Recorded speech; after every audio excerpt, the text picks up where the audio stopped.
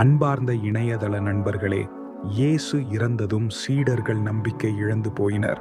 இவ்வளவு காலம் தங்களோடு பேசி பழகி நடமாடிய தங்கள் தலைவர் தங்களை தவிக்க விட்டு சென்று விட்டாரே என அவர்கள் கலங்கினர்.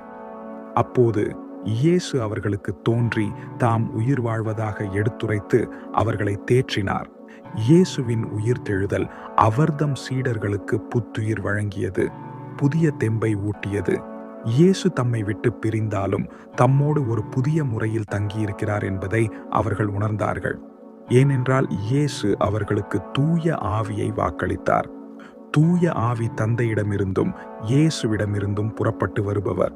அவர் இயேசுவின் சீடர்களுக்கு துணையாக வருகிறார். அவரே நமக்கு உண்மையை வெளிப்படுத்துகிறார். நானே உண்மை என இயேசு அறிவித்திருந்தார்.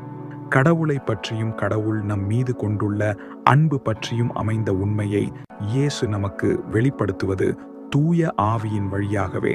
இவ்வாறு உண்மையை நமக்கு தொடர்ந்து வெளிப்படுத்த